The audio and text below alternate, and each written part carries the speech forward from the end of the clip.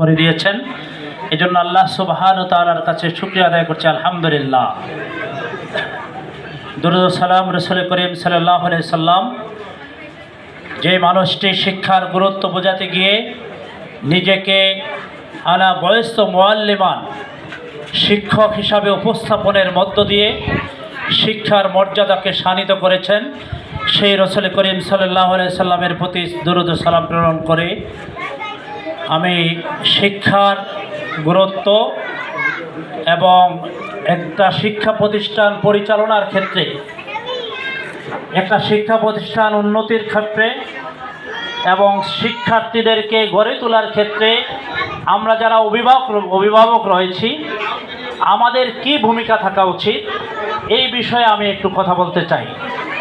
একজন অভিভাবক হিসাবে শিক্ষা প্রতিষ্ঠানের সার্বিক উন্নয়নের কল্পে, শিক্ষার সার্বিক উন্নয়ন কল্পে আমাদেরকে কি ভূমিকা পালন করতে হবে, আমাদের কার্যক্রমটা কি হওয়া উচিত, এই বিষয়ে আমরা আপনার সামনে একটু কথা বলতে চাই। আপনাদের সামনে সম্মানিত উপস্থিতি, আপনারা কেমন আছেন?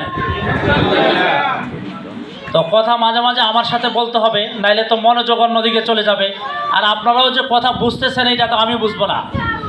এই জন্য উভয়ই কথা বলার জন্য চেষ্টা করব, আপনাদের মাঝ থেকে মাঝে মাঝে কথা শোনার জন্য বা কথায় সাড়া দেওয়ার জন্য আমি চেষ্টা করব।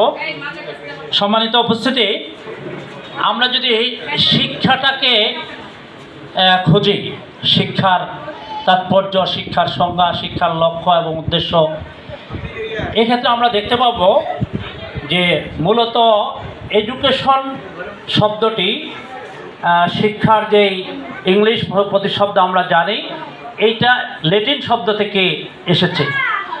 এটার অনেকগুলো প্রতিশব্দ পাওয়া যায়, এডুকেয়ার, এডুকেটো, এডুকেটেড, এডুকার। এই যে এই শব্দগুলো, প্রত্যেকটা শব্দ, এই শব্দের যে মর্মার্থ প্রথমে শিক্ষককে কিন্তু ইন্ডিকেট করে।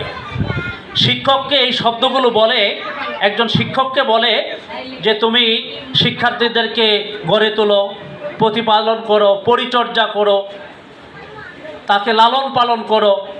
এই যে ল্যাটিন যেই মানে চারটা শব্দ আমরা পেলাম, এই চারটা শব্দের মূল কেন্দ্রবিন্দু হচ্ছে শিক্ষকদেরকে বলছেন যে তুমি একজন শিক্ষার্থীকে গড়ে তোলার দায়িত্ব, প্রতিপালন করার দায়িত্ব, লালন পালন করার দায়িত্ব, তাকে শেখানোর দায়িত্ব, পড়ানোর দায়িত্ব, এই দায়িত্বগুলো, এই শব্দগুলো একজন শিক্ষককে দিয়েছেন।